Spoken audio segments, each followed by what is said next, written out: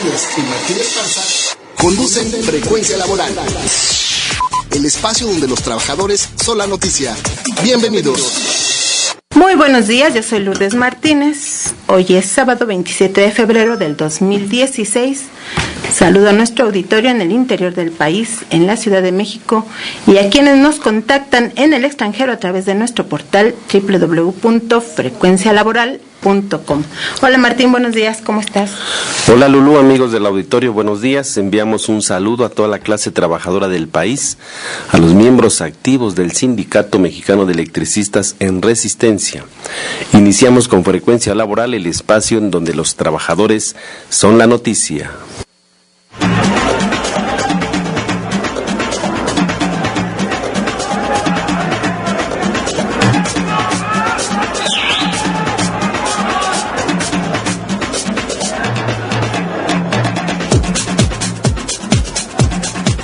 En su trabajo tiene usted que manejar aerosoles, productos químicos líquidos, gaseosos o sólidos.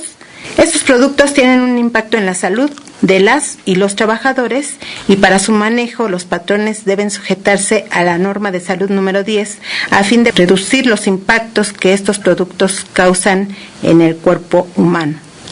Bajo esta norma, la parte patronal está obligada a medir las concentraciones de los agentes químicos contaminantes del ambiente laboral y proporcionar uniformes y equipos especiales a sus trabajadores.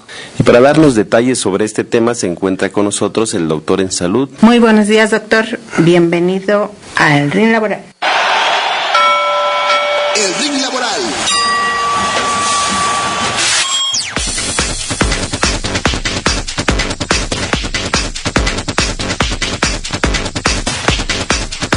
Doctor, ¿cómo está? Buenos días. Buenos días, Lourdes.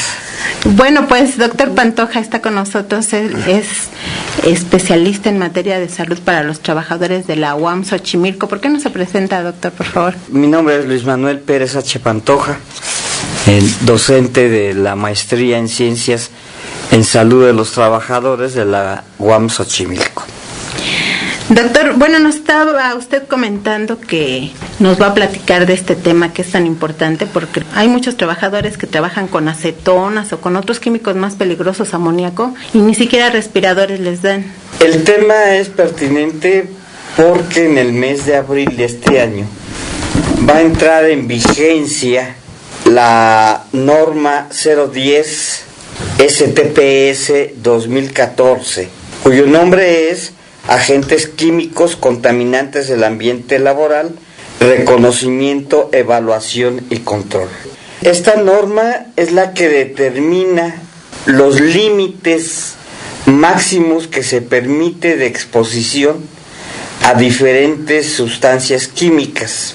Esta norma debe ser actualizada, por lo menos, digamos, los países civilizados, en el sentido de que cuidan a sus trabajadores, la actualizan cada año, independientemente que se puedan emitir actualizaciones de emergencia.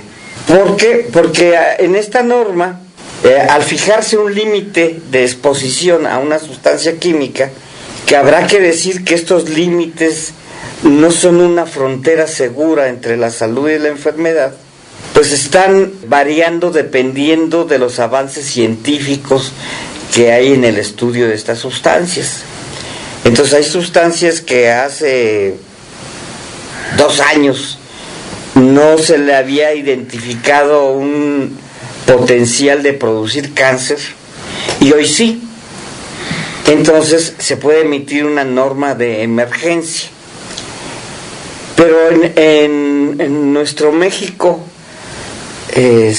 tan querido y tan sufrido en muchos sentidos, pues pareciera que estos criterios internacionales no son válidos. Esta norma a la que me estoy refiriendo, su última actualización fue el 13 de marzo del año 2000. Ya va para 16 años sin que se haya actualizado. Y la responsable de la actualización de estas normas es la Secretaría del Trabajo y Previsión Social a través de los comités técnicos que se crean en la Comisión Nacional de Seguridad y Salud en el Trabajo, la denominada COCONASH. La propia norma que está por expirar establecía que debía de haber sido actualizada al año. Entonces se violentó. La autoridad laboral no tuvo ninguna acción para la actualización. Y es más, tenemos otra ley que es la Ley Federal de Metrología y Normalización, que establece en general de las normas, porque las normas oficiales mexicanas abarcan muchos aspectos, entre ellos la salud en el trabajo, deben por lo menos actualizarse cada 2 años. Entonces, tanto por el transitorio de la propia norma a lo que nos referimos, como por la Ley Federal de Metrología y Normalización, esta norma no se actualizó. Es decir, que se está exponiendo hoy en día a todos los trabajadores y trabajadoras de nuestro país a concentraciones de sustancias químicas por arriba de los límites que se han establecido para evitar daños a la salud. Doctor, ya que no hay quien oriente a los trabajadores sobre los posibles efectos de usar en su trabajo estos químicos, ¿por qué no nos platica cuáles son los requisitos mínimos o los elementos mínimos que debe usar en su uniforme, en su equipamiento, para manejar, qué es lo que más se usa, aerosoles, acetonas? Bueno, Lourdes, lo que usted menciona son las formas físicas en que se presenta un X agente químico. Un solo agente químico puede presentarse en diversas formas físicas.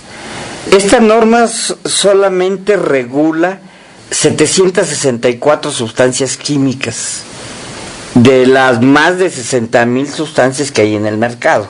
Es decir, es una pequeña minoría de las sustancias las que están reguladas. Y de estas 764 establece la concentración permisible a 8 horas de trabajo o exposiciones de corta duración, es decir, de 15 minutos, no más de 4 veces durante una jornada de trabajo, y las concentraciones máximas o pico a las que nadie se debe de exponer en ningún momento de la jornada de trabajo. Los requisitos es que el trabajador no debe exponerse a estas sustancias. No hay que ponerle respiradores, no hay que ponerle barreras para que él no absorba, ya sea por la piel o por vía respiratoria o digestiva, esa sustancia química. Lo que tiene que hacer el patrón es adecuar sus instalaciones para que ese contaminante no esté en el aire del trabajo. Es decir, que debe hacer que los procesos sean herméticos, ¿sí? Y no se esté yendo al aire que está respirando el trabajador. El equipo de protección personal es la última medida que se debe de tomar para la protección de los agentes químicos. Hay otros agentes, como digamos, la electricidad, que el equipo de protección personal, si es una barrera adecuada, momentánea, pero bueno, tampoco los trabajadores debían de estar exponiéndose a una línea viva, ¿sí? Sino que estas líneas debían de ser desenergizadas. Pero entonces, lo que hay que establecer cuando se maneja una sustancia química es un procedimiento seguro, eficiente, de tal manera que esa sustancia química, en la forma que se presente, rocío, neblina, polvo, no se vaya al aire del ambiente de trabajo. Bueno, y entonces, ¿qué es lo que recomienda? Que haya trabajadores que estén vigilando que esto se cumpla, porque finalmente las autoridades acaban de dar un reporte a la Secretaría del Trabajo, a la Cámara de Diputados, precisamente por lo de las inspecciones en el trabajo, y da unos reportes larguísimos. Acaba de dar también uno sobre trabajo infantil, pero de reuniones que ha hecho, y asegura que hace inspecciones en el trabajo. Y yo lo que digo es que si hiciera inspecciones en el trabajo, no se hubiera dado la crisis que hubo en San Quintín, por ejemplo. Se hubiera dado cuenta que hay trabajadores que ni siquiera están inscritos en el Seguro Social, que hay trabajadores que manejan productos químicos para la fumigación y no hay equipos de protección, en fin, y no se da cuenta de nada de eso. Entonces uno deduce que realmente no hay inspecciones en el trabajo. Sí, efectivamente podemos decir que la inspección en el trabajo en México ya no existe. No se cumple con esa labor que debe hacer la autoridad laboral de tutelar los derechos de los trabajadores, vigilando que la normatividad se cumpla. Y ahora que han hablado de la reforma a la justicia laboral, pues por ahí debían de empezar, porque el primer acto de justicia laboral es vigilar que los patrones estén cumpliendo con toda la normatividad y no esperar a que el trabajador se accidente o se enferme. Pero quizás en otra ocasión podamos hablar más ampliamente, porque además, desgraciadamente, al día de hoy, estas mismas normas establecen que un ente privado, es decir, otra empresa, puede decirle a la autoridad laboral si la empresa X tiene sus concentraciones de tolueno dentro de los permisibles. Es decir, que un privado está supuestamente investigando o inspeccionando a otro privado.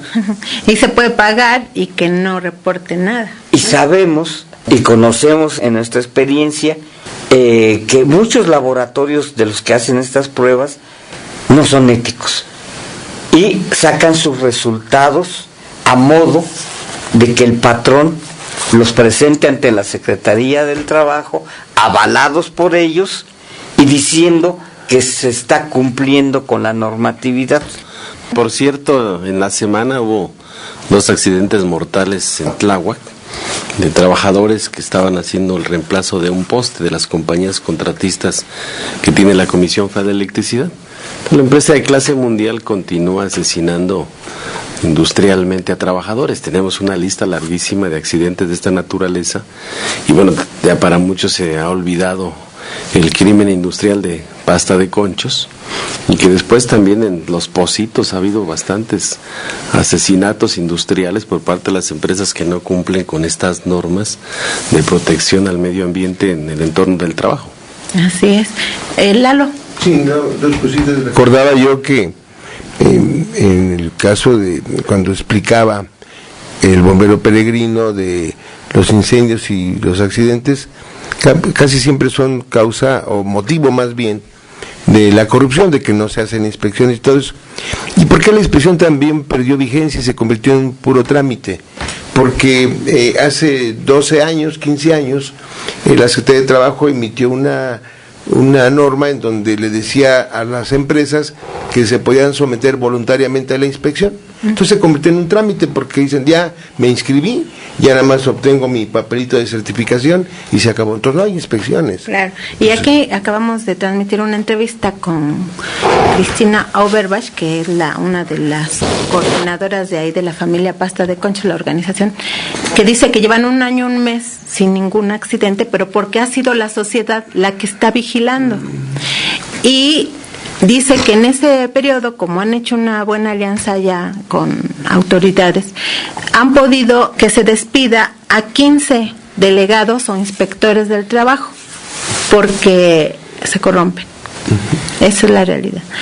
Bueno, muchísimas gracias, doctor. Si nos manda su colaboración, con muchísimo gusto la publicamos en www.frecuencialaboral.com.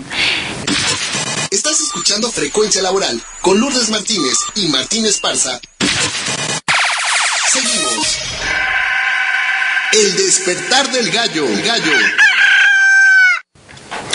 La pregunta del despertar del gallo el día de hoy es: de acuerdo a la Ley Federal del Trabajo, ¿los trabajadores menores de edad pueden entablar un juicio laboral para reclamar sus derechos? Si conoce la respuesta, llame y participe. Estamos transmitiendo en vivo. Nuestros teléfonos en cabina son 55 18 77 60 o LADA sin costo 01800 58 18 248, y lo invitamos a que visite nuestro portal www.frecuencialaboral.com. Y nos vamos a Derecho y Justicia para los Trabajadores. Derecho y Justicia para los Trabajadores. Licenciado Eduardo Díaz Reguera, buenos días. ¿Qué tal? Buenos días. Pues hay preguntas del auditorio. Sí, bueno, han estado derivado de todo lo oscuro, de todo lo que sabemos de la revisión del contrato colectivo de trabajo en Petróleos Mexicanos y de la existencia de un reglamento del personal de confianza, pues especuló mucho de que ya iban a quitar prestaciones.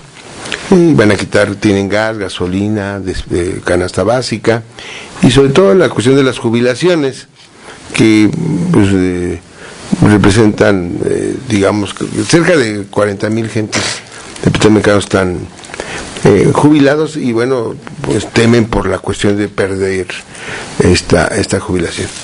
El hecho es que ellos no tienen seguro social, que deberían de tenerlo, y en todo caso el Seguro Social establecer una convenio de subrogación para que dé el servicio médico, y las pensiones no tienen eso y tienen muchos problemas. El hecho es que hay gente que se aprovecha de esta situación y pues les dicen a ellos como una panacea, pues vete al amparo. Y mucha gente presenta un amparo porque se opone precisamente al resultado de la revisión del contrato y la imposición, porque esto es una imposición de un reglamento de personal de confianza, que es unilateral, que la Junta lo aprueba, y el hecho es que pues mucha gente ya ante abogados, que por supuesto que hay muchos, ¿verdad? Los extraños son los que son honestos, ¿verdad? Y les comentan, no, presenta un amparo, y la gente lo ve como una posibilidad. Pero yo explico en diferentes reuniones que he estado yendo a provincia, desde el norte hasta el sureste, en donde les digo que la cuestión del amparo resulta que desmoviliza a la gente, porque no se organizan, no buscan en la cuestión colectiva resolver, aunque ya la UNTIP, que es un sindicato, está organizando la posibilidad de presentar una demanda de nulidad respecto a lo que afecta el contrato colectivo de trabajo, y no tiene, como en el caso del amparo, 15 días, tiene hasta un año, y están trabajando en ello, ya se está anunciando. El hecho es que el amparo, ¿por qué no resuelve el problema? Cuando voy a Coatzacoalcos y me dice la gente, es que presento un amparo, y bueno, pues no creo que el amparo sea la vía.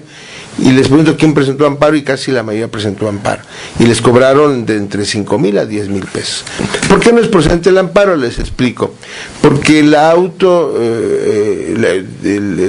de admisión incluso desde el emplazamiento es una vía meramente administrativa, y si hay un acuerdo, convenio de voluntades entre dos particulares, que será Pemex y el sindicato, se lo someten a la Junta, y la Junta nada más lo recibe y lo acepta y lo da por concluido la revisión, pero es un convenio. En la parte conducente, él nada más avala una aveniencia que tuvieron esas dos partes en particular. Entonces no emite una resolución, porque no le están sometiendo a la Junta que les diga si tienen el derecho o no. Es el caso de los juicios, y el juicio de nulidad tiene ese aspecto. Entonces, no es procedente el amparo, porque no hay un acto de autoridad que, aunque esta situación pueda afectarme, es un acuerdo que la Junta emite respecto a un acuerdo de voluntades. Entonces, lo que hay que hacer es una demanda de nulidad de aquello que afecta a los trabajadores. ¿Y va a afectar en qué sentido? Bueno, se especulaba, y ya no es una especulación, se va a perder, porque ahora el índice nacional de precios es el que se fija como termómetro para la cuestión del pago de gas, gasolina y canasta básica, porque es ahora también el índice nacional de precios el que se fija para determinar el aumento de pensiones. Antes era, ya de este año, ya afectó, porque si consideran que el índice nacional de precios es del 2.7 y el aumento fue el 3.9, en los salarios de Pemex, pues ya perdió ahí. De hecho, ya hay una merma en su pensión. Entonces, emitimos un kit para que se pudiera establecer los que quieran demandar la nulidad del contrato colectivo y del reglamento del personal de confianza. Claro, y que luchen para que no decidan por ellos. Pero mucha gente está acostumbrada a pagar como favores y cree que esto es uno de tantos favores que van a pagar, pero no es la vía, o sea, legalmente no es la vía por la que deben, digamos, pelear. Es un tema más de fondo derivado de la reforma energética, que trae todas las afectaciones, a pesar de que aquí en Frecuencia Laboral lo hemos explicado ampliamente, hicimos programas para explicar todo lo que iba a traer como consecuencias de esta reforma. Y en las propias leyes modificaron, por ejemplo, la ley de deuda pública. Establecen 2 transitorios que tendrán un plazo de 1 año para hacer modificaciones en sus contratos colectivos, sin disminuciones hasta de 1/4 parte, y solo así el Estado podría asumir esos pasivos laborales. Pero lo que observamos con los últimos anuncios de los recortes presupuestales a Pemex, ni siquiera le dejaron recursos para operación. Y eso pues trae como consecuencia pues lo que está mencionando Eduardo, no hay para pago de salarios, hay despidos de trabajadores, se está observando qué va a pasar con el servicio médico de los petroleros, si lo endosan al IMSS o al ISSSTE o al Seguro Popular, todavía no tienen definiciones. Lo cierto es que sí hay un problema delicado y aquí lo único que hay que hacer es un trabajo político de organizar y movilizarse. Sí, un simple amparo no les va a salvar. Van a tener que organizarse. Bueno, José Medina, aprovechando pregunta, dice que es pensionado del Seguro Social y cada año nos llega un ajuste de pensión en el mismo monto en que aumenta el salario mínimo. Pues bien, este año solo llegó el 0.01% cuando el aumento del salario mínimo fue de 4.8 aproximadamente. Y la pregunta es que si procede a hacer un reclamo o se espera al mes de marzo, porque dice que luego el seguro le dice, bueno, en lo que se aclara tu reclamo, no te pago, y le tardan 3 o hasta 6 meses reteniéndole su pensión.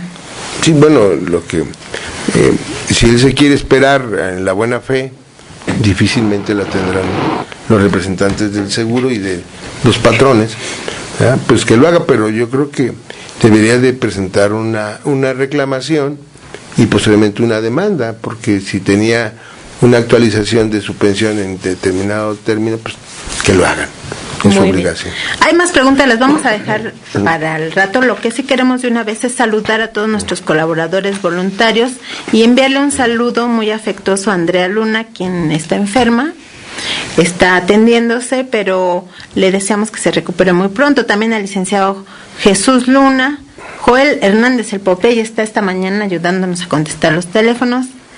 También Denise. Carmen Moreno Ramírez.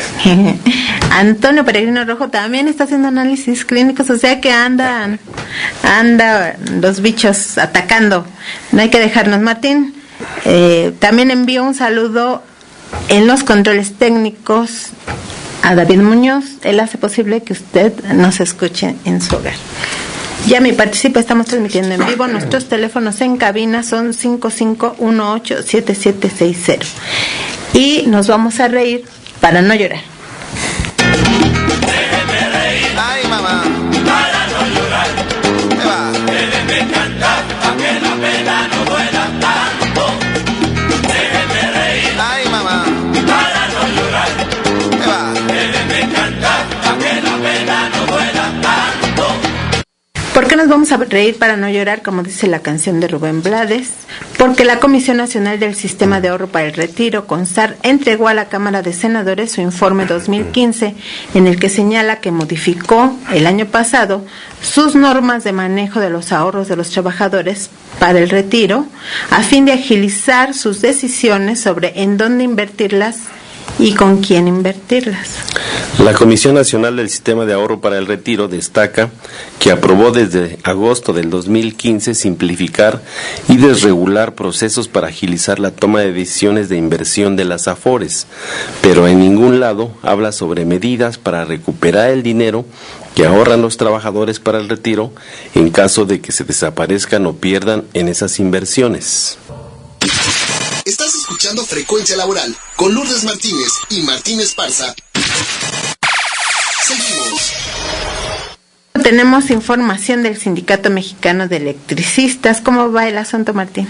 Pues mira, muy importante a los radioescuchas que hemos estado avanzando en las negociaciones con el gobierno de la República. Ya las plantas de generación, como lo hemos mencionado, Necaxa y Lerma, están funcionando. En el mes de abril entra otra hidroeléctrica, que es la hidroeléctrica de Alameda. Se tiene ya avances sobre el contrato de venta de electricidad por 25 años que deberá de comprar el gobierno federal para hacer las inversiones de 2 ciclos combinados en la termoeléctrica Jotaluque. Nos han seguido entregando predios para lo que es el patrimonio del sindicato e integrarlos a la cooperativa para las líneas de negocios. El Politécnico con los trabajadores de los distintos grupos están en análisis e integración de proyectos para poder desarrollar. Ya hay varios proyectos que están terminados, solamente falta el tema económico-financiero para iniciar operaciones. Y también queremos señalar que la última etapa de este proceso de negociación, y estamos hasta acá porque en este país no hay legalidad y Estado de Derecho. Recordarán que alcanzamos un amparo en el proceso legal en septiembre del 2012 que nos regresaba a trabajar a la CFE como patrón sustituto. Sin embargo, la Suprema Corte de Justicia de este país, en enero del 2013, el 30 de enero, pues nos revoca ese amparo y nos condena pues a las liquidaciones solamente. Hemos logrado, a base de la lucha de los trabajadores, de la resistencia misma, pues alcanzar este contrato colectivo con una empresa multinacional en la cual creamos la generadora Fénix. Tenemos la empresa para lo que es la cooperativa LF del Centro, y lo que sigue es integrar el último anexo. El último anexo es identificar y cuantificar el monto de las liquidaciones de todos los trabajadores, que esa es la condición que pusimos. Al final, primero nos entregas las plantas, nos das el contrato de venta de energía por 25 años para garantizar las inversiones, nos das fábricas y talleres y predios para generar nuestra propia empresa de producción y de servicios, y al final, si se cumplen todos estos requisitos, estaríamos en proceso de recibir nuestras liquidaciones. De tal suerte que el día de ayer lo platicamos con la Comisión de Trabajo y hay un calendario para que los trabajadores revisen el cálculo de su liquidación, para evitar problemas ante la Junta y que el trabajador verifique que todo va a ser en términos del propio contrato colectivo de trabajo vigente a octubre del 2009. Y el calendario es de la siguiente manera: el día lunes, los trabajadores que empiezan sus apellidos con la letra A y B, es el lunes 29 de febrero, van a acudir al sindicato de las 10 de la mañana a las 8 de la noche. Los trabajadores de iniciales C, D y E será el día martes 1 de marzo, de las 9 a las 8 de la noche. Los trabajadores con apellidos F y G el miércoles 2 de marzo, de las 9 a las 8. Los apellidos H y JKL serán el jueves 3 de marzo, del mismo horario. Y los trabajadores con apellidos M, N, Ñ, O y P serán el viernes 4 de marzo, de las 9 a las 8. Los trabajadores con apellidos QR serán el sábado 5 de marzo, de las 9 a las 6 de la tarde. Los trabajadores con apellidos S, T, U, V serán el domingo 6 de marzo, de las 9 a las 6 de la tarde. Y terminaríamos el día lunes 7 de marzo con los apellidos de los trabajadores W, X, Y y Z, de las 9 a las 8 de la noche. Ayer se hizo un ejercicio con compañeros nuestros que son especialistas en el cálculo de su aplicación, que elaboraban en Contraloría Nóminas, y entonces se alcanza el acuerdo que se pagan las liquidaciones en términos del contrato colectivo de trabajo, no estas indemnizaciones que inició dando el SAE a los primeros que se liquidaron, que no fueron en términos del contrato colectivo. Ayer hicimos un ejercicio de cómo el SAE, que era el que se encargaba de las liquidaciones, pues tomaba una serie de factores que al final disminuía las percepciones de los trabajadores. Y una vez que hagamos este ejercicio, estaremos presentando ante la Junta Federal de Conciliación y Arbitraje para que el SAE haga lo conducente de depositar los propios recursos para que cada trabajador en un programa que desarrollemos estemos pasando a la Junta Federal de Conciliación y Arbitraje. Esa es ya la última etapa de la negociación. Muy bien, pues mucha suerte, vamos a estar pendientes de ese asunto. Bueno, la semana pasada dimos a conocer que el doctor en economía, David Lozano, él es coordinador colegiado del Centro de Análisis Multidisciplinario de la UNAM, advirtió que ya México entró a una etapa de crisis severa, grave y de largo plazo, y que esto va a traer consecuencias graves también. Ahora les vamos a presentar la segunda parte de la entrevista, en la que afirma que ante el desempleo, la reducción de salarios y la precarización del trabajo, así como el aumento de la pobreza, pues a la sociedad, a los trabajadores, no les queda más que organizarse para hacer un nuevo tipo de economía, que es la economía social. Vamos a escuchar. Va a haber una contracción de los salarios a nivel nacional, porque al aumentar el desempleo, a haber mayor oferta de trabajo, van a bajar los salarios o se van a mantener en algunos sectores estancados, y eso va en contra de la población y eso va a ser un incremento de la pobreza. El cálculo preliminar que tenemos era de un incremento de la pobreza hasta el 8%. Con eso que acaba de hacer el gobierno, la pobreza se puede incrementar hasta un 14% a nivel nacional. Es decir, estaremos hablando de casi 1,5 millones de nuevos pobres en el siguiente año. ¿Qué expectativas tenemos la población? ¿Qué podemos hacer? Pues lo que tenemos que hacer es ver otras formas de organización y no depender ya del Estado mexicano. O sea, ya va a implicar que tomemos otro tipo de acciones en el sentido de lo que es el autoconsumo, la producción, la distribución. Entonces ya se tiene que hacer cosas. Ahora eso no es nuevo para la población. Entonces la pregunta para los radioescuchas es ¿qué tanto están dispuestos a mantenerse en esta condición de precariedad? Ya vamos a una precariedad plena, ya ni siquiera podemos hablar de los asalariados, sino del precariado. O sea, estamos en una población que es más precaria. Si por sí los asalariados eran una condición precaria, ahora es una sobreprecarización de las condiciones laborales y de consumo y en todas las formas. Y si estamos dispuestos a continuar así, o mejor, no nos esperamos a ver quién nos salva, sino más bien buscamos formas organizativas productivas propias y empezamos a echar la economía paralela, porque no va a haber de otra, ¿no? Si pensamos que nos van a salvar estos, eso es imposible, y no están pensando en hacerlo. Bueno, precisamente por esta razón invitamos al maestro Sócrates Silverio Galicia Fuentes. Él es maestro en ciencias de la Universidad Autónoma Chapingo, porque él tiene toda una trayectoria del fomento de este tipo de economía. Maestro, bienvenido al Ring Laboral. El Ring Laboral.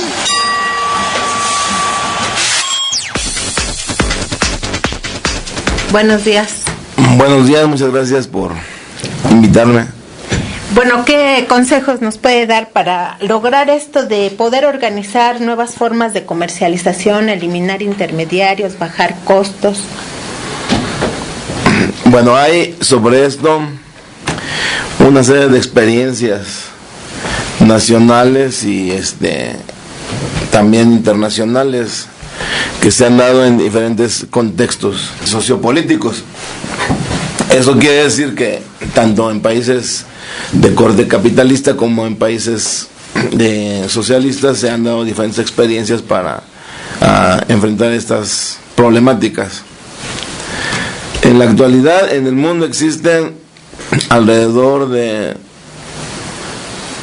1,000 millones de gentes que están agremiados a las cooperativas. Eso representa en términos, ¿verdad?, aproximadamente la sexta parte de la población, pero el triple de este número son gente que vive alrededor de las cooperativas. o sea, 3,000 millones en el mundo, o sea, casi la mitad de la población está vinculada en sus ingresos a diferentes formas de cooperativa. En el caso de México tenemos, ¿verdad?, un sector social que fue definido a partir de una reforma constitucional, ¿verdad?, y que quedó establecido en la Constitución como los 3 sectores de la economía: el sector público, el sector privado y el sector social. El sector social estaría constituido no solo por cooperativas, sino también por los ejidos, las comunidades indígenas y otras formas de organización que no tienen que ver con las cooperativas. Hay otras formas, ¿verdad?, de organización económica. En el caso de México, pues los ejidos tienen la mitad del territorio, 100 millones de hectáreas. Eso quiere decir que tienen muchos recursos. Entonces, hablar de ejidos o de ejidatarios no siempre, como a veces se asocia, quiere decir que es gente pobre, ¿verdad?, y marginada. Hay ejidos muy ricos, porque no todos los ejidos son agrícolas. Hay ejidos que son forestales, hay ejidos pesqueros, sí, hay ejidos que tienen otro tipo de recursos, ¿verdad?, que también son minerales o mineros, y entonces pues hay ejidos que varían, ¿no? Son muy ricos y otros que son pobres, ¿verdad? Pero entonces, los ejidos no son todos iguales. Entonces en los ejidos se desarrolla una economía no solo campesina. En algunos casos sí es una economía campesina, en otros casos son cooperativas, como las cooperativas de pesca, sí, que se formaron a raíz de una reforma a la ley, en donde durante el sexenio de Echeverría la explotación de los recursos pesqueros tenía que ser obligatoriamente por cooperativas. Salinas vino a reformar esta situación y dio entrada al capital privado para que también hubiera competencia dentro del ámbito de la pesca. Entonces las cooperativas pesqueras son muy fuertes, es un sector muy fuerte en México, y hay cooperativas pues que son muy ricas, por eso hay una federación. Son alrededor de 3,000, un poco más de 3,000 cooperativas de pesca. También se han desarrollado otros aspectos de la economía, como son los aspectos financieros, ¿no? La MUX, que es la Asociación, ¿verdad?, Mexicana de Uniones de Crédito, ¿verdad? La MUX sostiene lo que ahora le llaman microfinancieras, y plantean como tesis de que aún dentro de los sectores económicos, ¿verdad?, con escasos recursos, se puede desarrollar un tipo de banco comunitario, y pues han tenido mucho éxito. La MUX tiene una parte muy fuerte en ese aspecto, pero no solo la MUX, en México y en el mundo las cooperativas de ahorro y préstamo pues son uno de los sectores más fuertes en el aspecto cooperativo. En México existen en número son pocas cooperativas de ahorro y préstamo que estén registradas legalmente por la Comisión Bancaria de Valores. Son alrededor de 670 cooperativas de ahorro y préstamo, pero el número de agremiados es muy grande. O sea, de alrededor de 10 millones de cooperativistas en México, la mitad, o sea 5 millones, pertenecen a las cooperativas de ahorro y préstamo. Tan solo la cooperativa de Caja Popular Mexicana tiene 2 millones de agremiados, y sobre todo en el centro del país. Entonces la cooperativa de Caja Popular Mexicana pues es muy fuerte, fue el resultado de una agrupación de varias cooperativas, ¿sí? Entonces muchas gentes tienen sus recursos. Querétaro, Guanajuato, San Luis Potosí, todo lo que es el Bajío, ¿verdad?, es donde está más fuerte, pero no solo ahí, sí, y es una de las que representan. Pero por ahí está Alianza, Cajas Populares Alianza, UNISAP, etcétera. En México y en el mundo, el otro sector importante en las cooperativas es el sector de las cooperativas agrícolas, sobre todo en los países socialistas, de acuerdo a unas tesis viejas de Lenin, casi no se desarrolló, y de hecho, por ejemplo, en Cuba no existen las cooperativas de ahorro y préstamo y de servicios, solo están aprobadas las cooperativas agrícolas y agropecuarias. Y ya desde la crisis de cuando desapareció la Unión Soviética, está discutiendo en Cuba, pero no se ha aprobado una ley para permitir las cooperativas de servicios y de ahorro y préstamo. Yo creo que eso ha sido un error histórico, por ejemplo, ahí en ese tipo de economías. Maestro, bueno, pero ¿cómo le podríamos hacer para que todo ese cooperativismo se traduzca en un mercado más barato, digamos, para los trabajadores de la ciudad que no producimos, digamos, alimentos de primarios, digamos, agrícolas, y que sí se nos encarecen los productos porque hay una cadena de comercialización que han acaparado grandes emporios, ¿no? Y cadenas comerciales. Sí, bueno, nosotros, hay experiencias, ¿no? En torno a esto hay UNORCA, ¿verdad? Creó una serie de planteamientos. Más anteriormente estuvo la SECBIM, la Coalición de Ejidos Colectivos del Valle del Yaqui y el Mayo, que tuvo mucho poder económico porque se formó a raíz de la expropiación que realizó el propio Echeverría el 20 de noviembre de 1976, o sea, unos cuantos días antes de irse, y realizó una expropiación de más de 32,000 hectáreas de riego ahí en el Valle del Yaqui y el Mayo, y a raíz de eso se formó la Coalición de Ejidos del Valle del Yaqui y el Mayo. Esa coalición era muy fuerte y llegaron a plantearse hasta establecer agroindustrias, o sea, toda una economía campesina llevada, pues ahora sí que hasta sus límites más grandes, ¿no? Desafortunadamente, como todo, luego a veces hay problemas de corrupción o problemas de liderazgo y cosas de esas, y esto creó un divisionismo, un fraccionamiento. Pero nosotros estamos planteando el proyecto de una red de economía de los trabajadores que incluya todas las fases del ciclo económico. O sea, la parte de producción, la parte de distribución y la parte también financiera.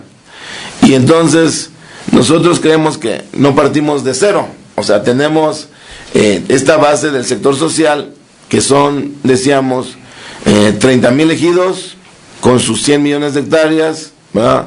Son alrededor de más de 10,000 cooperativas con sus aproximadamente 10 millones de mexicanos que están alrededor de ellas, ¿no? Está también el sector de la economía de las comunidades, con 30 millones de hectáreas que tienen las comunidades indígenas, con alrededor de 5 millones de indígenas, ¿sí?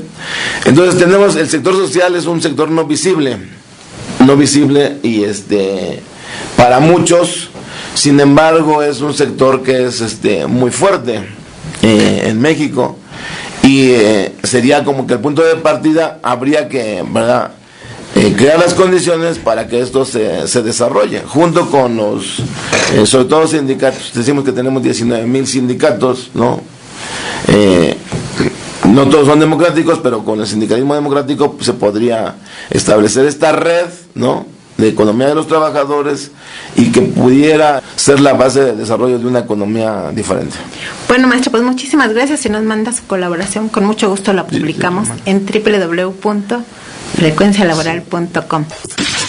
Estás escuchando Frecuencia Laboral con Lourdes Martínez y Martín Esparza. Seguimos. Se están recolectando las firmas para plantear nuevamente la iniciativa para que haya una tarifa social. Sí, es muy importante para los usuarios, porque han estado llamando bastantes usuarios de qué hacer ante el hostigamiento que se ha multiplicado por las compañías contratistas de CFE. Están cortando los servicios a diestra y siniestra, lo hacen por las noches, y eso lo ha ocasionado pues una serie de conflictos sociales en varias partes de la zona metropolitana. Y queremos señalar que aquí lo informamos, que los flamantes diputados y senadores pues desecharon las iniciativas que se presentaron, iniciativas ciudadanas. Le dieron lectura en el Pleno, las mandaron a comisiones, y en comisiones pues nunca abrieron la discusión sobre elevar a rango constitucional el derecho a la electricidad. Y el tema de la tarifa social el borrón y cuenta nueva, porque hoy se justifica más que nunca porque pues las empresas a las que se contrató el servicio pues ya no existen como organismos públicos descentralizados. El tema de Luz y Fuerza del Centro, la Corte se encargó de decir que el decreto de extinción de Calderón era constitucional. Y con la reforma energética, pues eliminaron a la Comisión Federal de Electricidad que constituyó Lázaro Cárdenas en 1937, le hicieron una empresa productiva del Estado y desincorporaron todas las líneas de negocio. Por tanto, pues ¿quiénes van a ser los nuevos suministradores? ¿Y qué condiciones tendrá el usuario final para poder garantizar este servicio de primera necesidad? Lo único que le estamos pidiendo es que llene su formato, lo puede bajar de la página www.sme.org.mx o acudir los días sábados a las 10 de la mañana en Antonio Caso número 45, se lleva su formato y nos ayudan para que podamos recolectar más de 250,000 firmas y llevar nuevamente la iniciativa ciudadana a la Cámara de Diputados y Cámara de Senadores. Pero bueno, les quiero comentar que el martes 23 de febrero fui invitada por la maestra Angélica López Matías del taller de radio de la carrera de Comunicación y Periodismo de la FES Aragón y por León Montesinos, quien realiza su servicio social en esa área, para dar una plática sobre mi experiencia aquí en el programa Frecuencia Laboral, haciendo una radio para los trabajadores, el espacio donde los trabajadores son la noticia. Me hicieron una entrevista muy profesional en su cabina de radio y mi compromiso con ellos fue transmitir parte de esa entrevista en este espacio. Bueno, buenos días, mi nombre es Viridiana Ortiz. Vamos a estar compartiendo cabina con nuestra invitada. Buenos días, mi nombre es Miguel Ángel y nos enorgullece hoy estar aquí en cabina con la licenciada y más que es egresada de la FES Aragón. ¿Cuál es el mayor reto al que se enfrenta la estación que usted produce? Que nosotros hacemos un programa para trabajadores y obviamente el interés de los trabajadores no es el mismo que el interés del gobierno o el interés de la iniciativa privada. El interés de los trabajadores es ejercer sus derechos establecidos en el artículo 123 constitucional, que hablan de un salario digno, de un trabajo decoroso, del derecho a la vivienda, a la salud, a la seguridad de higiene en el trabajo. Y esos son derechos que en México no se cumplen. O sea que el objetivo del programa es informar lo que los demás medios no informan. O sea, en el ámbito de los trabajadores, sus derechos, sus beneficios y se podría decir que también sus restricciones, ¿no? Hasta dónde pueden llegar y hasta dónde no pueden llegar. O sea, me refiero a ese es el objetivo del programa, ¿fue por lo que nació? Sí, de hecho el programa nació a raíz de la tesis de titulación de mi carrera aquí en la ahora FES, antes en NEP Aragón. La tesis se llamó La retórica como noticia y digamos que el subtítulo fue, o la delimitación del tema fue las mentiras flagrantes y verdades a medias que se dicen respecto al salario y empleo. El hecho es que lo que descubrimos fue que entre el 28 y 32% de la información en primera plana que se publica son verdades a medias y mentiras flagrantes en materia de salario y empleo. El segundo elemento es que lo que se publica normalmente es información oficial. La presidencia en primer lugar. Gobernación, en este caso la Secretaría de Hacienda, porque el tema es económico. Bueno, hasta los jerarcas clericales, o sea, los representantes máximos de la Iglesia, hablan del tema, pero no se le da voz a los trabajadores, en un tema que involucra directamente a los trabajadores. Ahí me surgió este proyecto, que se vino a concretar como, yo creo, unos 10 años después, en una alianza que hicimos con el Sindicato Mexicano de Electricistas, con Martín Esparza concretamente, el líder actual, y se fueron sumando compañeros trabajadores, por ejemplo el amigo bombero Peregrino, que está por ahí, él fue líder fundador del Sindicato de Bomberos, él fue bombero 30 años, ahora ya está jubilado. Se fue sumando un experto en derecho laboral, el licenciado Jesús Luna, y más personas se han ido sumando. Bueno, pues les deseamos que en este proceso ellos participen una vez que estén en el mercado del trabajo, difundiendo la historia de parte de la gente que sufre las consecuencias de las decisiones políticas y económicas de nuestras autoridades. Martín. Sí, es muy importante que los jóvenes ejerzan el trabajo de lo que les gusta hacer y de la necesidad que tiene la sociedad.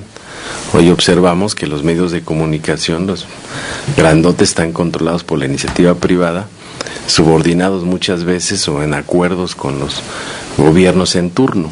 Aquí hemos explicado que la mayor parte de publicidad que vende el Estado, el gobierno, se la lleva a Televisa, por ejemplo, TV Azteca y algunos otros medios. Sin embargo, no hay espacios para el periodismo objetivo, crítico, abierto, para que la sociedad de la información conozca lo que está pasando en el país. Y ese es uno de los problemas graves que existen, porque no hay elementos para que la gente pueda hacer sus propios juicios y tener información fidedigna, verdadera, que permita pues opinar. Y hoy lo único que ves en las televisoras pues son la programación de Televisa, TV Azteca, y por cierto pues regalan muchísimas pantallas para que solamente veas esa programación. Por tanto, me parece relevante que los jóvenes estén haciendo este trabajo y si están multiplicando algunas formas de transmisión de alternativas, de radios comunitarias, radios por internet, revistas, periódicos independientes, y eso va a ayudar mucho a la sociedad. Claro, ya casi es hora de irnos, Lalo. ¿Tenemos sobre todo que asuman ese compromiso con los que menos tienen y con los que somos la mayoría del país. Asumiendo ese compromiso, yo creo que van a encontrar su propósito de por qué están estudiando para comunicadores. ¿Y hay algo de SANDAC en medio minuto? Dínoslo, porque ya no. Sí, bueno, hay una propuesta ya finalmente. Team Youth, que vino desde Suiza, promovido la cuestión de que viniera acá a México por parte de Industrial, y nos hizo una propuesta ayer, por cierto, no muy clara, más bien amenazante, de que es la única propuesta que van a hacer y que la debemos de tomar y que nos perdona. Tenemos todavía en la cárcel a Gustavo, la base de Adriano, ¿verdad? Que va a salir, eso estoy seguro que va a salir, por desvanecimiento de datos y por otros procesos que estamos llevando. Pero la propuesta es otorgar a los trabajadores después de 5 años únicamente los 3 meses de indemnización constitucional, 20 días por año, 12 días por año, y un 10% adicional a esos montos, lo que equivale a que los trabajadores están renunciando a 5 años de lucha, 5 años de salarios caídos. No ofrecen ni un ápice de esa cuestión. Nos vamos. Hasta la próxima. Frecuencia laboral. Escúchanos el próximo sábado de 7 a 8 de la mañana por el 760 de AM.